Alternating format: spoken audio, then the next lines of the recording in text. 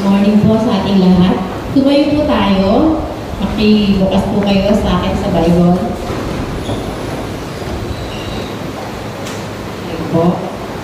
Lucas 13:10 to 13. Narito po. Pinagaling ni Jesus ang babaeng bukod. Isang araw ng pamamahinga, si Jesus ay nagtuturo sa isang sinagoga. May isang babae roon na 18 taon nang may karamdaman. Gawa ng masamang espiritong nasa kanya. Siya'y hukot na hukot at hindi na makaunat. Nang makita ni Jesus ang babae, tinawag na ito at sinabi, magaling ka na sa iyong karamdaman. At ipinatong ni Jesus ang kanyang mga kamay sa babae. Noon din nakaunat ito at nagpurig sa Diyos. Maraming salamat sa Diyos at welcome po natin si Pastor Eric Centeno.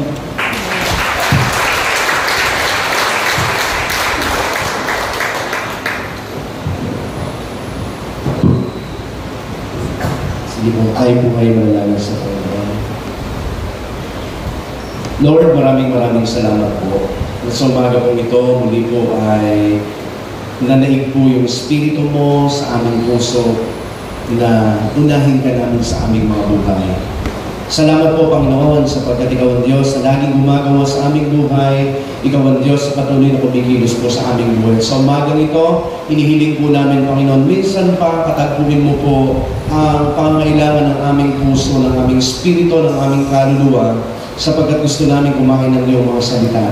Dalangin po namin ang banal na Espiritu ang siya pong magpaunawa sa amin ng mga bagay na hindi namin maunawaan. Salamat po aming Diyos, ito po aming samod na langin sa pangalan ng Ama, ng Anak at ng Espiritu Santo. Ang lahat po ay magsabi ng Amen. Amen. Manapakan po natin si Lord. Nakakaupo na po tayo ng mga kapatid. So, masarap na ang panahon ngayon. Malamig na.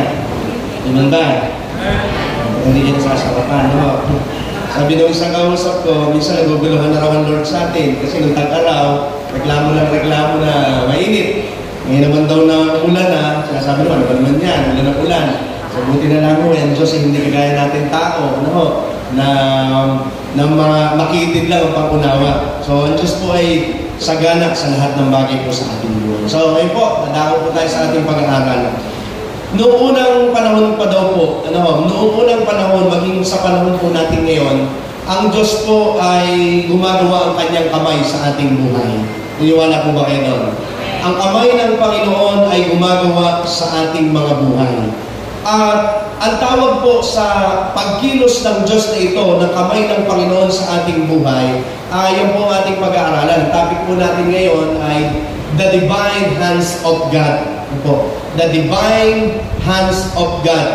Ano ba ibig sabihin? Pag sinabi pong divine, ito po yung sa ating divine. Pag sinabing divine, ito daw po ay relating to God. Sabi po ng dictionary, relating to God or having sacred or spiritual quality. Ibig sabihin po, ito po ay nagaganap o isang paggawa ng Diyos sa buhay po natin na nagmumula lamang sa Panginoon. Okay? Paggawa ng Diyos sa buhay natin na ito'y ginagawa ng Panginoon sa ating buhay. Noong pa man po sa Old Testament, ang Panginoon po ay nagpakita po ng mga gawa ng Diyos, na mga mahimalang paggawa ng Diyos, na kung titignan natin, kung wala kang pananampalataya, talaga bang nangyari ito? Talaga bang naganap na ito? Tingnan po natin ang mga ilang halimbawa. Una po, sabi dito, si Daniel, doon po sa bunganga ng leon, talagang bunganga, sa bibig ng leon. Ano po?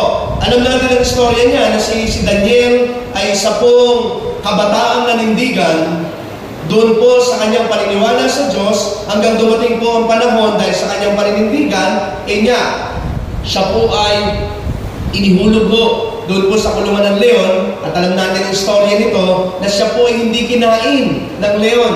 Ang sabi po ng banal na kasulatan, basahin nyo na lang po yan sa bahay, sa Daniel 6:16-22, yun po istorya niyan, na sabi po doon ay pinatikom ng Diyos yung bibig ng leon. So, isang mahimala po yan sapagkat ayon sa mga istorya, talagang ginutom ang mga leon na yan. At sabi mo doon sa ibang mga kwento niyaan, yung pong iba, hindi pa raw sumasayang, ay talagang nilalapa na sila ng leon. So gutom itong mga leon ito. Pero ito pong si Daniel, dahil po doon sa kamay ng Diyos na kumilos sa kanyang buhay, hindi mo siya kinain ng leon. So pangalawa ko, ito pong si Shadrach, Meshach at Abednego na kaibigan po ni Daniel, sila din po ay nanindigan din. Ano po? Makikita natin ito sa Daniel chapter 3, verse 15 to 25, ito naman pong magkakaibigan na to, nanindigan din ito, na hindi sumamba sa Diyos-Diyosan, at ano po ang ginawa naman sa kanila? Sila naman po ay inilaglag naman doon sa pugon. Na sabi po ng banal na kasulatan, pinainit ng ilang ulit, at nang sila'y ilaglag, ayon doon sa kwento, nagtaka ang mga tao. Bakit? Sabi ng mga tao, abi kataka-taka. Sabi nila, 3 ang hinulog natin, bakit parang may tila baga anak ng Diyos? Sabi doon, na bakit naging 4? So sila po iningatan din ng Diyos na sabi ko hindi sila nasunog, samantalang yung naglaglag sa kanila dahil sa sobrang init, bunganga pa lang ng pugon, nasunog sila.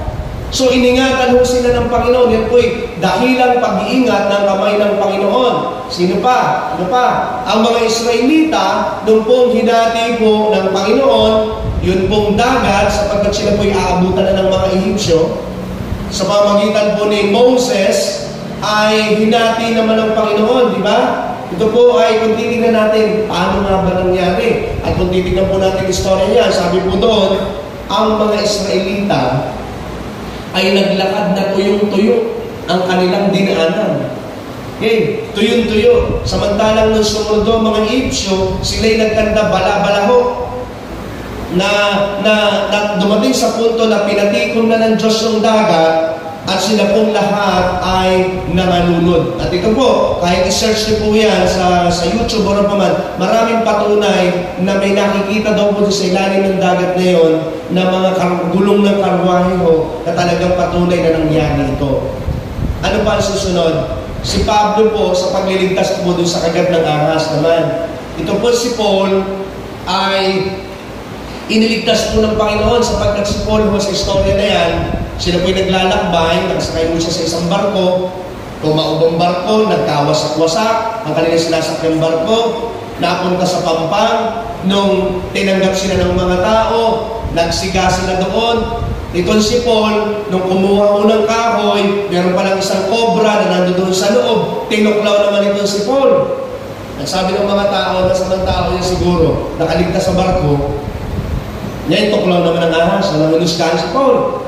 Pero ang maganda, ipinagpaglang ni Pablo yung ahas at tinintay ng mga taong mamagaho siya pamatay, pero hindi siya namatay. Bakit? Dahil sa dakilang pag-iingat or divine hands of God. Amen. Tapos na tayo. Pero sa buhay natin, naniniwala ba kayo na ang Diyos ay kumikilos pa rin ang makapangkyarihang kamay ng Diyos sa ating buhay? Amen. Siguro, iniisip ng maraming mga mananampalataya ay hindi na gumagawa ang Diyos sa buhay ko kasi hindi naman nangyayari sa buhay ko yan eh. Mga kapatid, ngayong umaga pong ito ililinawin ng Panginoon sa atin na minsan na hindi natin nakikita ang paggawa ng Diyos sa ating buhay kasi masyadong nakatingin tayo doon sa mga himala na kagaya ng ginawa ng Diyos doon po noong unang panahon. Pero sa totohanan lang po, everyday, nararanasan natin ang kapangyarihan ng kamay ng Diyos. So sa umaga ito'y pag-aaralan natin ang ilang bagay, paano nga ba gumagawa ang Diyos sa buhay natin, sa pang-araw-araw nating buhay.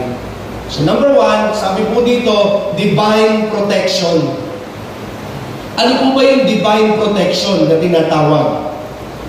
Ang divine protection po, ito po ay pag-iingat ng Diyos sa ating buhay na minsan ay gumagawa siya na hindi natin namamalayan. Halimbawa ho, mga kapatid, sino po dito nakaranas ng mabigat na pagsubok? Amen. Salamat sa hindi pa, magkakaroon ka rin. Di ba, nagkaroon tayo ng mabigat na mga pagsubok sa ating buhay na lutas. Sino lumutas? Ang Diyos. Nilutas ng Panginoon ang pagsubok na iyan na minsan ito ang nagiging kamalian ng tao. Minsan may nakita akong post sa FB, ang sabi niya, natapos ang mabigat kong pagsubok na nalutas kong mag-isa. Sabi niya, sabi ko, tingin ko mali. Sabagat wala tayong kayang lutasin sa ating buhay kung hindi natin kasama ang kamay ng Diyos. Amen ba? Sabi ng Bible sa 1 Corinthians 10:13, sulat ko na lang ho, sabi doon, walang pagsubok na dumating sa inyo na hindi naranasan ng lahat ng tao. Pero tapat ang Diyos, hindi niya ipahihintulot na tayo subukin ng hindi natin kaya. At sa panahon na tayo ay dumadanas ng pagsubok, bibigyan niya tayo ng lakas. Kaya tayo natapos, kaya natin natagpos ang isang pagsubok at kinakaya natin ang kasalukuyang pagsubok na dumarating sa buhay natin, hindi dahil magaling tayo, hindi dahil malakas tayo, kundi kasama natin ang kamay ng Diyos. Amen. Kaya natin nakakayanan ng isang mabigat na pagsubok sapagkat ang kamay ng Diyos ay nakaalalay sa atin. Naging magulang po ang marami sa atin. Amen. Hindi yung saksakan ng gulang. Naging parents tayo at tinuruan natin ang ating mga anak na ito'y maglakad. Hindi ba't ang kamay natin ay laging nakaalalay? Habang sila ho ay tutumba-tumba, hanggang sila'y hahapay-hapay, di ba't nakaalalay ang ating mga kamay? Ganyan ang Diyos. Na ang Panginoon, yung kanyang kamay sa atin ay laging nakaalalay. Kasi mga kapatid, sa totohanan lang ho, walang ipinangako ang Diyos na hindi tayo magkakapagsubok. Nang tanggapin natin ang ating Panginoong Jesucristo, walang sinabi ang Bible na pag tinanggap natin si Kristo, wala na tayong magiging problema sa buhay.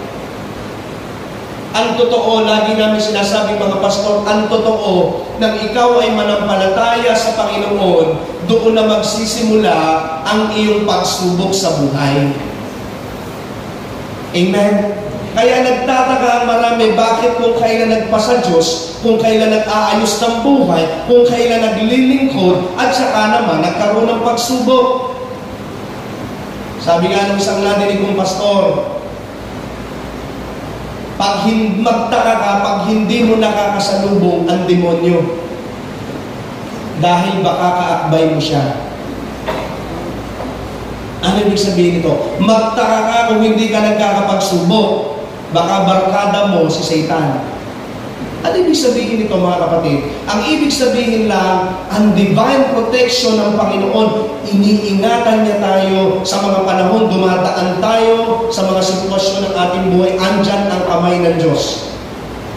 Amen. Hindi man natin nakikita ang inahati ng Diyos. Bakit kung talaga makapangyarihan? Bakit nga yung kanal sa amin hindi mahati ng Diyos para makadaan ako? Bakit yung baha sa amin hindi hatiin ng Diyos? Hindi na kasi ganun eh.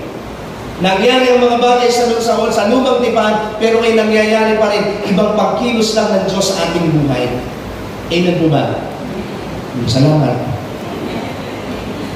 Mga nalampasan nating karamdaman sa ating buhay. Proteksyon ng Diyos yan. Proteksyon ng Panginoon niya na minsan ay hindi natin nakikita na gumawa ang Diyos sa buhay natin sa mga panahon na tayo ay nandoon sa karamdaman. Kamay ng Diyos yun. Kapatid, hindi mo kaya at hindi ko kaya. Ako hindi ko na malaman, gabi-gabi, kahon lang, di ba ka nagdidinig kumakaroon? Hindi naman. Ako may gabi-gabi inuubo, dry cup pa naman. Di ba pag dry cup to yung ano? Mag-wet. Dry cup pa naman, masarap pa daw tabi-tabi sa mga hindi nag-almusal. Mas mainam pa daw, sabi nung ni-research ko, mas mainam pa daw na ang ubo mo'y may plema. Nakakahiya nga lang minsan na pag umubo kayo may pumuputok. Pero mas mainam nyo kasi pag nailabas mo, okay na eh. Ilang gabi na ho ako, tapos ang problema pa, yung may ihit. Alam niyo ihit?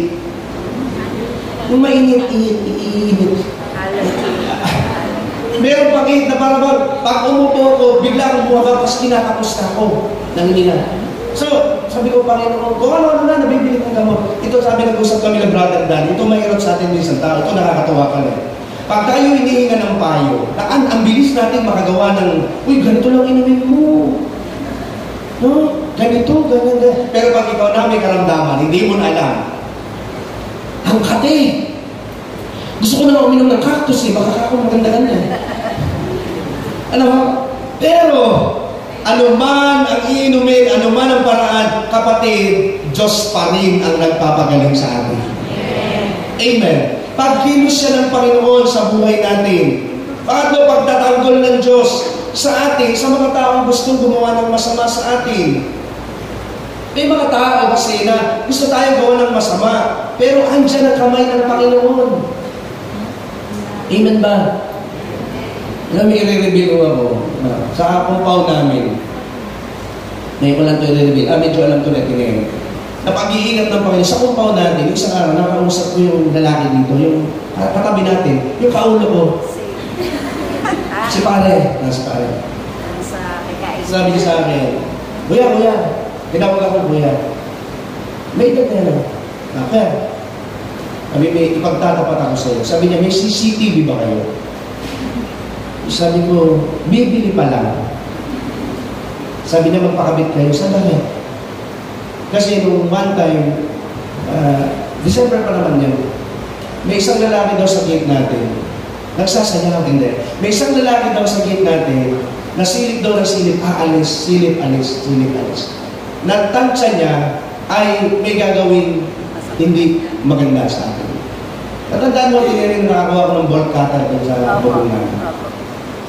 Meron isang bag sa bubong namin na nagtaka kami doon, bakit may bag doon? Sabi ko, Lord, tugon mo na ba ito? Kala ko pera eh. Pasalamat ako, Lord. Thank you. Gano'n na kami. Pagbukas ko, bolt cutter. At aking napagtanto-tanto, at aking napagmuni-muni, at aking napagdili-dili, napag-ugnay ko na maaaring alin sa ating tatlo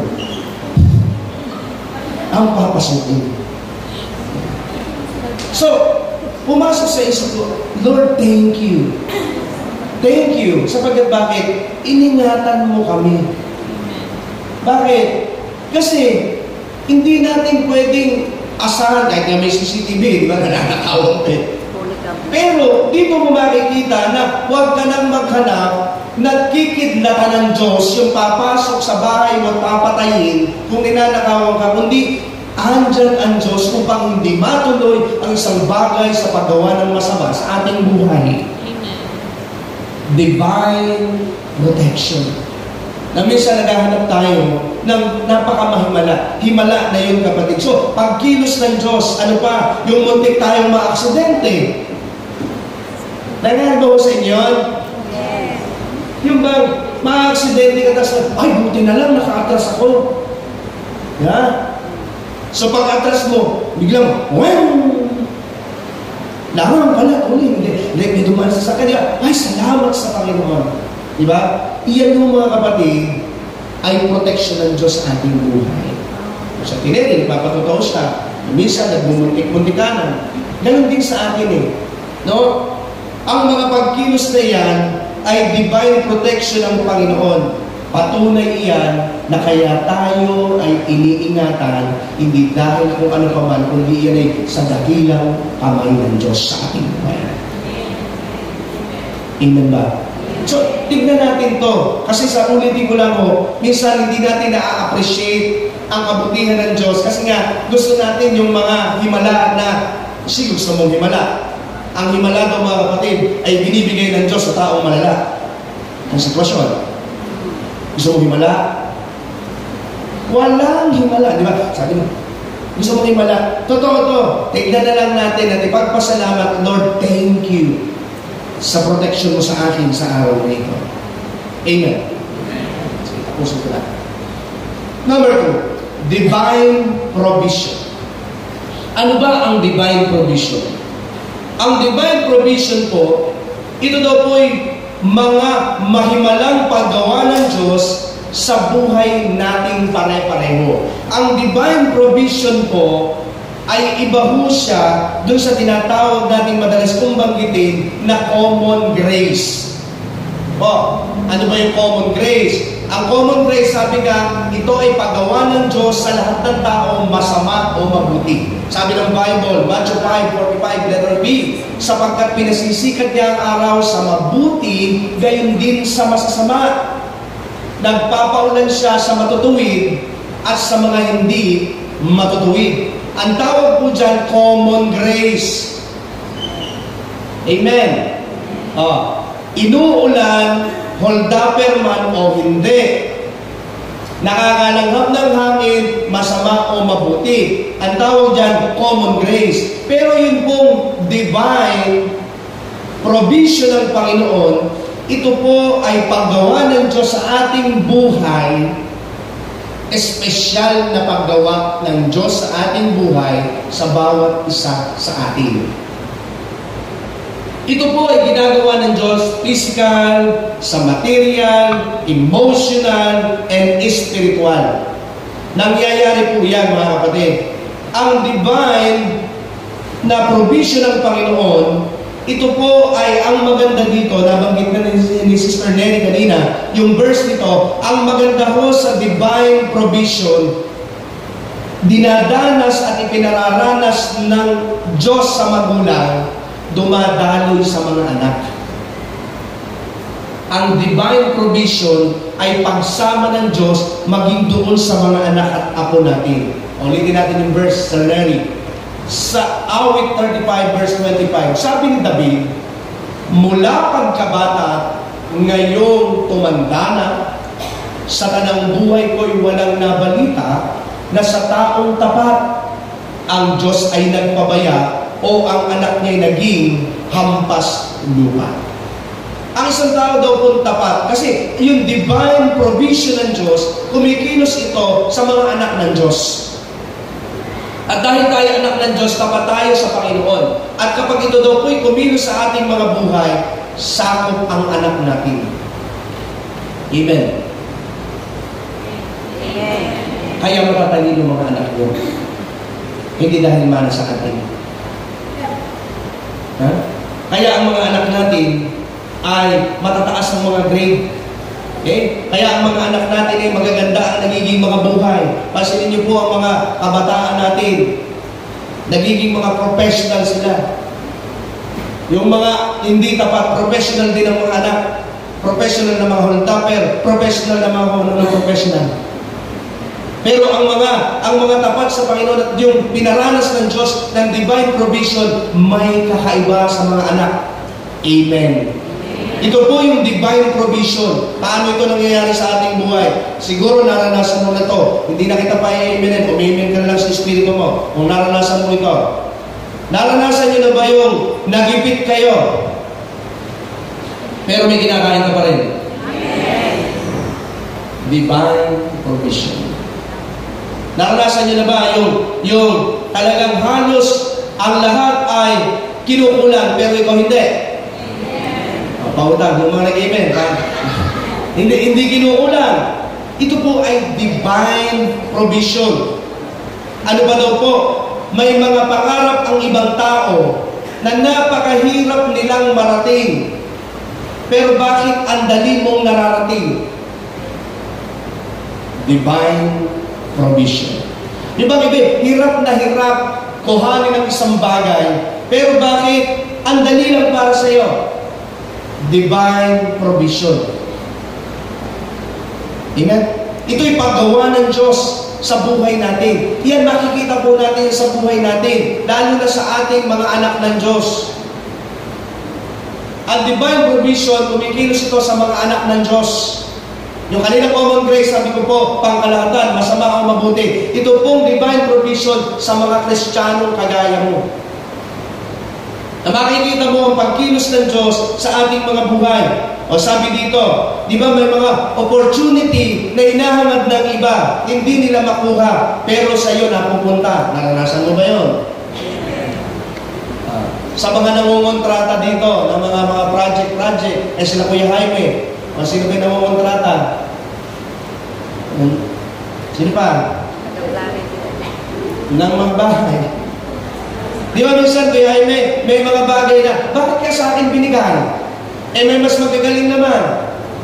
Ano? Bakit ka sa akin binigay? Mas malalakas naman sila, mas kilala sila. Ang tawag po doon, divine provision. Na sa iyo napupunta at sa akin napupunta at sa atin napupunta ang isang bagay na tingin mo, bakit ako? Naranasan niyo mo ba yun? Salamat po at hindi kayo sumagot. Naranasan natin pare-pareho yan, mga kapatid. Mga promotion na napakahirap marating ng iba, pero bakit nangyayari? Dahil ba magaling tayo? Hindi. Nakilala niyo si Jose. Sino po nakakilala kay Jose? Joseph the Dreamer. Kilala niyo po. Alam natin ang istorya ni Jose. Na si Jose, dahil pabor, ang kasama niya ay ang pabor ng Diyos. Kahit saan magpunta, ipinagtatanggol ng Diyos. Oo, minsan napapahamak, napapagbintangan rapist, nakulong, nakalimutan. Pero at the end ng kanyang buhay, makikita mo, si Jose ay naging gobernador ng Ehipto. Yung favor, yung provision, ganyan ang nangyayari sa mga anak ng Diyos. Sabi mo sa katabi mo, gusto mo bang maranasan yon?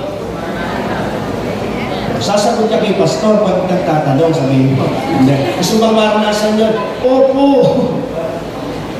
Nakalimutan na kasi natin yung the power of amen, Bahala kayo. Kayo ba nakalimutan na yan?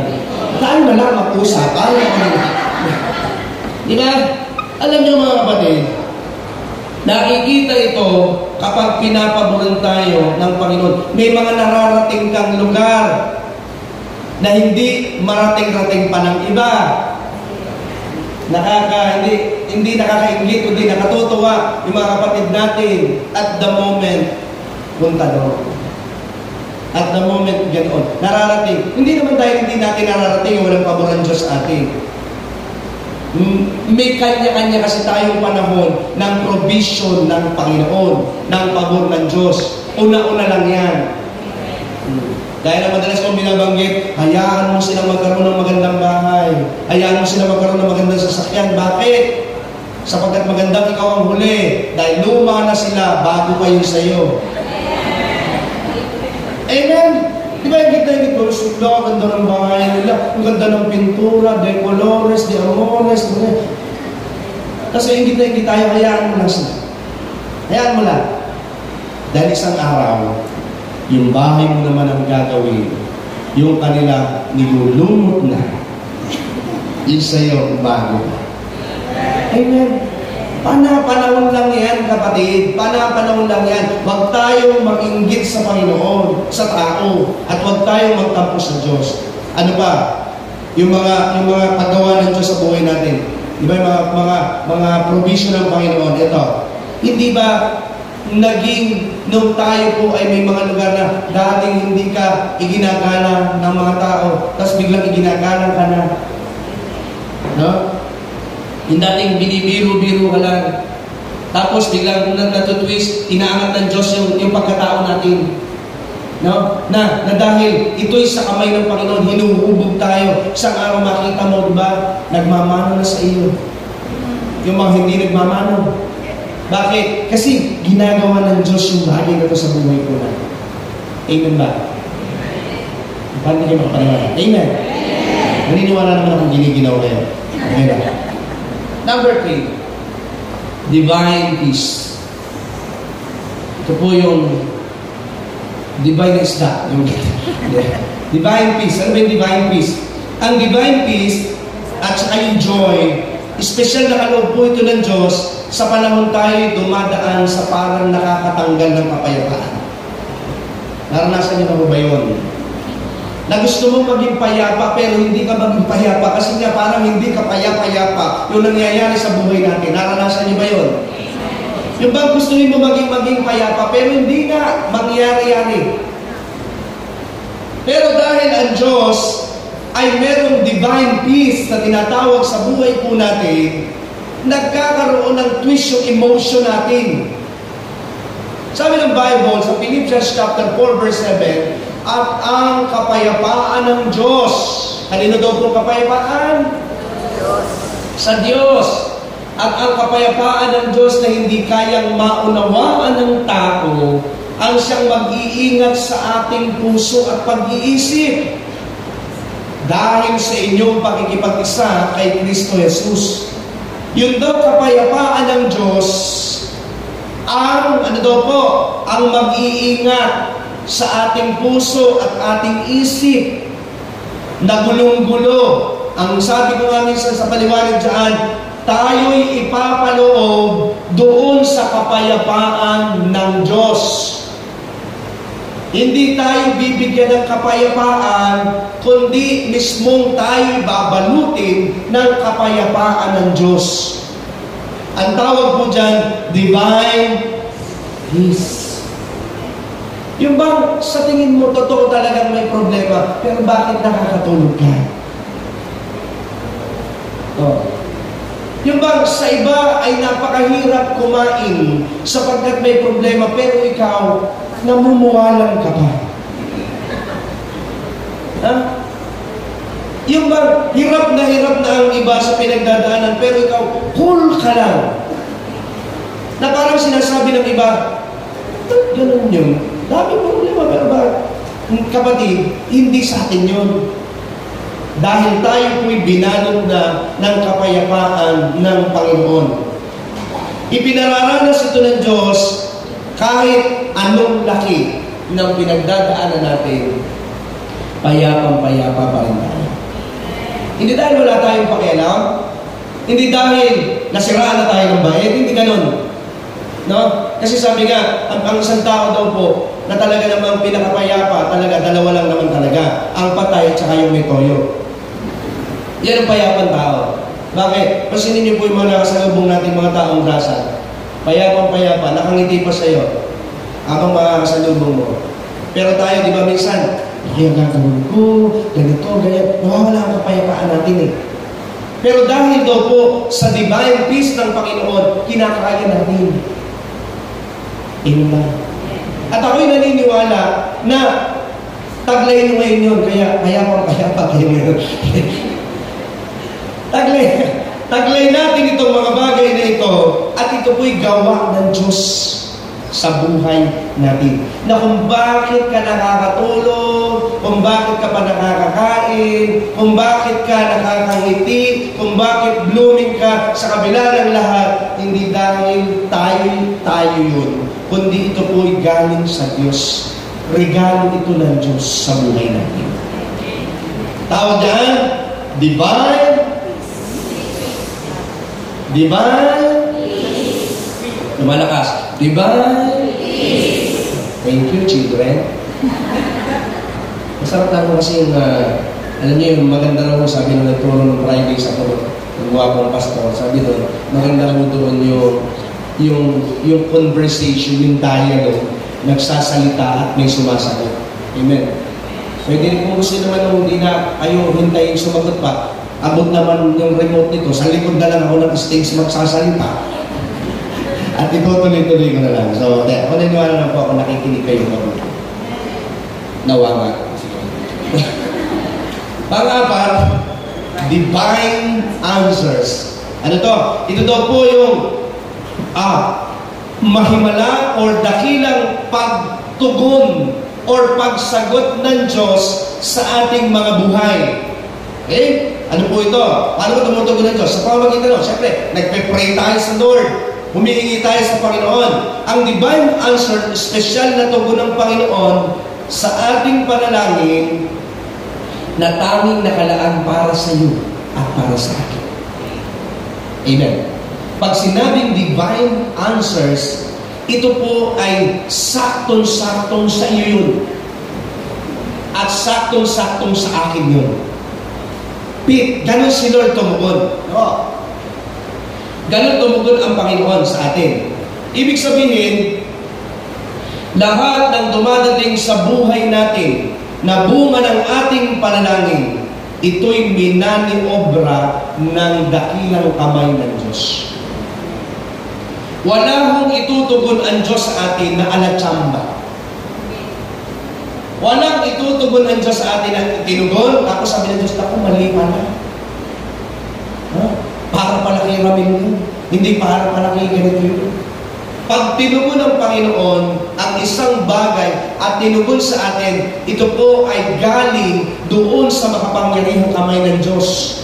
Eksakto en punto na dadating at eksakto at ito talaga yung gusto natin paggaling sa kamay ng Diyos. Halimbawa, may dumating sa isang panalangin natin na isang bagay na sa tingin natin, bakit parang hindi yata ito ang gusto ko? Sabi nga nung narinig kong pastor, kapag dumating sa iyo ang isang bagay na parang hindi mo gusto, gustuhin mo. Dahil kadalasan, ang gusto natin ayaw ng Diyos at ang gusto ng Diyos ayaw natin. Ibig sabihin, kung dumating ang isang bagay sa atin na parang kakaiba, kapatid, yun talaga ang gusto ng Diyos. Amen. Kasi bakit? Iba ang kaisipan ng Diyos sa kaisipan natin. Ang tingin natin siya na. Ang tingin natin iyon na. Ang tingin natin ito na talaga. Pero sa Diyos hindi pa. Amen po ba? Kaya nga, huwag tayong mainggit sa katubunan ng Diyos na ibinigay sa iba na hindi ibinigay sa atin. Dahil ang binanggit ko kanina. Minsan, hindi tayo. Napakapalad naman yun. Gwapo asawa niyo. Asawa ko, mukhang kaldero. Parang gano'n. Minsan, ganyan lang. Ako, napakapalad. Kapatid, baka kala mo lang mapalad. Sumasakit ang ulo nun. Amen. Buti pa siya, asawa niya, Miss Universe. Diba? Yung asawa ko, mag-ganito yung tsura.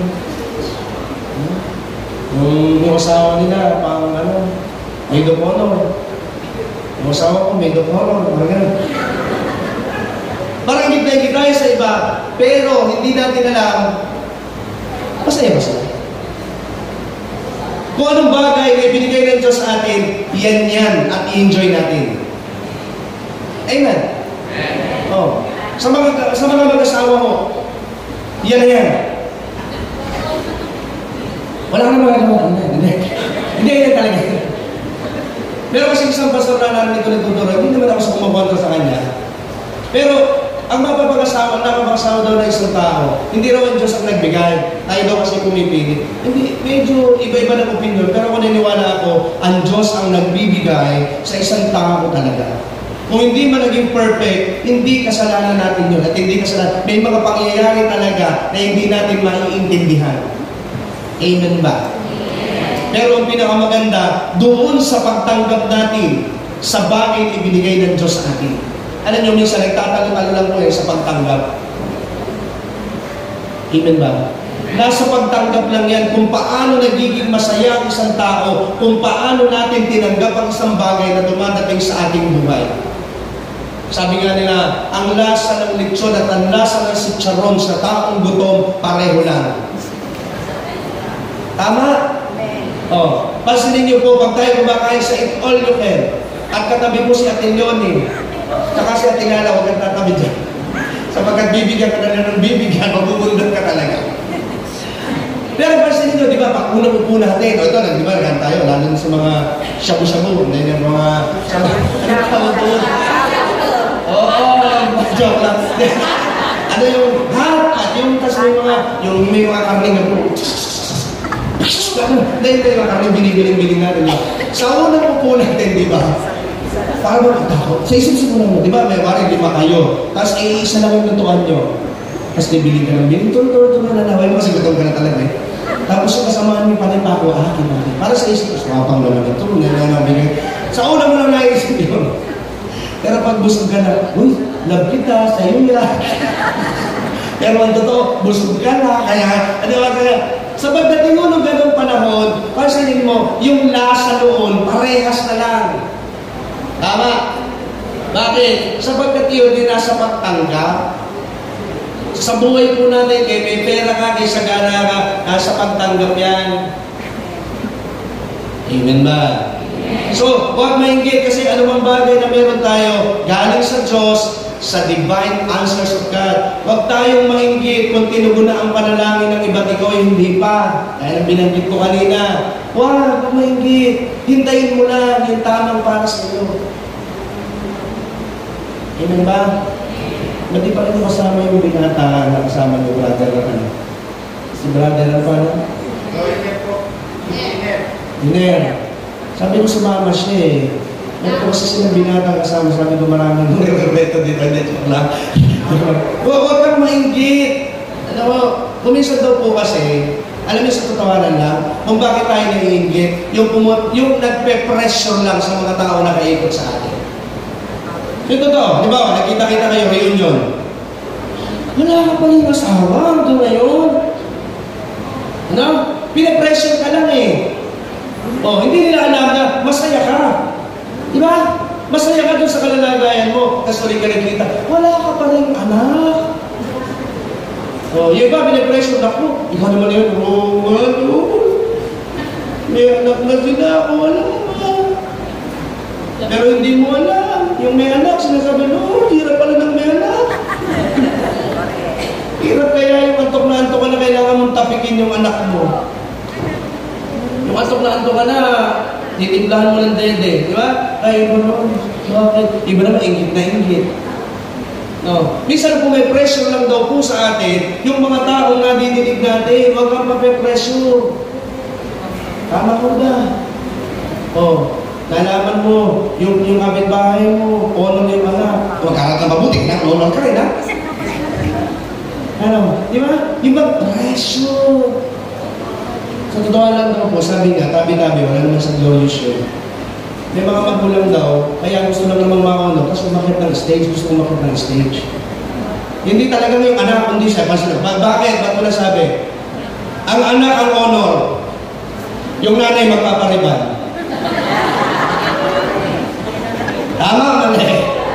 Yung anak mo, paliban mo, bakit ikaw magpapariban? Hindi ka naman nag-graduate. Ibig sabihin, gusto mo lang umakit ng stage, iganon ka ng iyo. Amen. Kaya ba't ka nagbalinis ako kung hindi naman ikaw maabot ng diploma? Ang anak mo balinis mo, ganun daw po yun. Bakit ka nag-pressure? Kasi nga, nakikinig mo lang eh. Pero ang iintindihin natin, may divine answers ang Diyos na para sa iyo, hintayin mo yun. Amen ba? Sapagkat yun ay sakto sa iyo at sakto sa akin. Sabi dito, pasalamatan ng Diyos sa mga katugunan na binibigay niya. So ano man yung tugon ng Panginoon, yun. Thank you, Lord. Thank you. Sabi nga po, ang pagitan daw po ng kabagutan at ng kaligayahan ay sa pamamagitan lang ng kakontentuhan. Kaya ka hindi nagiging masaya at bagot ka at nagpapasalamat ka, pagitan niyang kakontentuhan. Kung may kakontentuhan tayo sa buhay, anuman ang mangyari, masaya tayo. Sabi ko kay Sister Ami kanina, mamaya kasi pinakihintay namin yung linggo, at dalawa kasi doon kami kakain, ganyan. Ang sabi kanina, init na lang natin yung ulam dyan sa red. May naninigas dyan na tilapia, yun na lang. Sabi sa kanya, okay na yun. Tapos may sitsaron tayo dyan, okay na yun. Mamaya, pagkakain kami, di ba? Uupo kami. Yung kumakain ngayon sa masasarap at ikaw na kumakain ngayon, isa lang ang tunog ng dighay pag nabusog. Amen.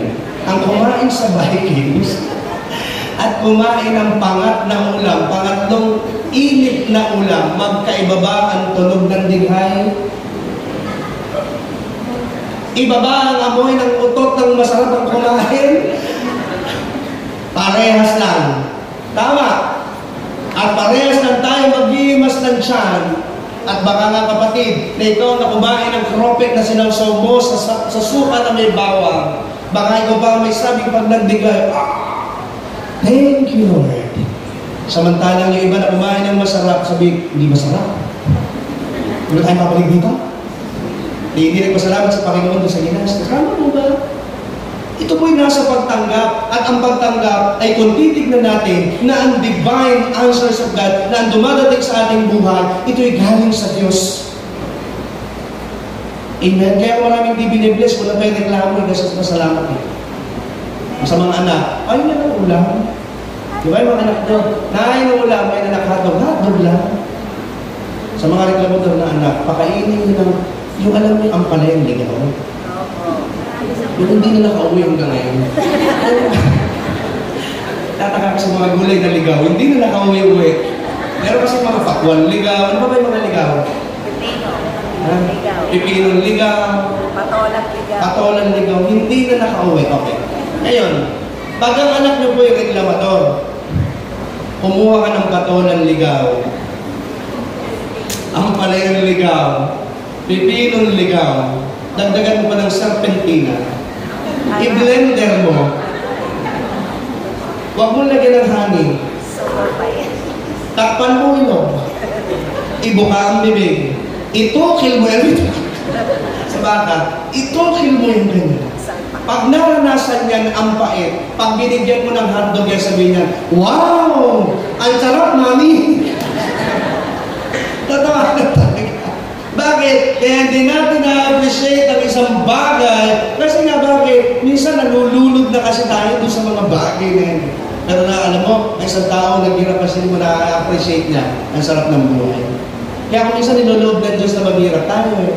Para maranasan natin pag umulad na tayo, matuto tayo magpasalamat sa Diyos. Iyon ba? Ang iyon ba yan? Lord, salamat, tumalakpak na sila. Buhay na sila. Uwi ng Diyos. Alam ko, matatapos yung panlimang hindi kayo papalakpak. Then, joke lang ko. Di ba, huwag nyo na akong palakpakan. Sabi ko sa joke, hindi ba, sabi naman ng comedy, hindi ba, huwag nyo na kaming palakpakan. Bayaran nyo na lang. Okay. Pero sa sarili ko doon sa Panginoon, kahit hindi bayaran, palakpakan mo na lang. Kaya ko, ayaw mo kasi maluginabag pag pumapalakpak eh. Kasi pag hindi kayo pumalakpak, inantok at nalaglag ka sa bangko, pagtatawanan ka namin. Kaya. So last now, divine courage. Ano po? Divine courage, mga kapatid. Ano ito? Ano po yung divine courage?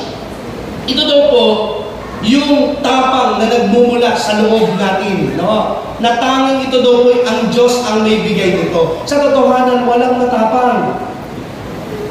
Lahat tayo ay meron tinatawag na phobia. Tama mo ba? Meron ba dito taong walang kinatatakutan? Lahat tayo. Ikaw, okay, ano ba natatakutan mo? Ano ba natatakutan mo? Nanay mo? Saan ka natatakot na hayop? Sa aso? Aso, takot sa aso. Lahat tayo may kinatatakutan. Di ba? Sabi ko nga sa inyo, ako takot sa palakay. Kaya pumunta po ako sa puno, tinitig na may tubig, baka lundagan ako. Ako pa lang, pag nagumulat, ito pa naman sabi ko, ay! Baka mabisto. Takot ako sa palakalan yung palakaraneta. So, lahat tayo may kinatatakutan. Pero, ang takot na lahat ng iyan sa buhay natin, bukod na iba naman yun, iba yung phobia na yun. Meron kasi tayo mga minsan kinatatakutan sa buhay po natin. Pero ang Diyos daw po ay binibigyan tayo ng divine courage. Ano po ito? Sabi ng Romans 8:15 letter A, sapagkat hindi espiritu ng pagkaalipin ang inyong tinanggap upang kayo'y mamuhay sa takot. Ang espiritu daw po na tinanggap natin, hindi yung mamumuhay tayo sa takot. Kasi bakit? Ang espiritu po'y binigyan tayo ng tapang. Ang tawag po sa sekular, sa tapang na yan, yung tinatawag na lumalabas yung tapang, yung adrenaline. Tama po ba? Masarap to, adrenaline. Adrenaline. Ano ba yung adrenaline? Sinerge ko po eh. Bakit ba daw nagkakaroon ng adrenaline ang isang tao? Kadalasan po, lumalabas ang isang adrenaline ng isang tao doon sa mga biglaang pangyayari. Di ba? Tama? Kaya doon nangyayari. Pag may sunog, di ba? Yung rep na hindi mo kaya, nabubuhat mo mag-isa. Tama? Yung asawa mo na 200 kilos ang bigat, mabubuhat mo. Tama? Bakit? May adrenaline.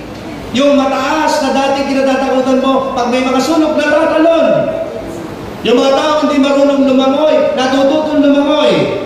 Bakit? Kasi nasa panahon ng kapanginabtan ba ito? Panganib.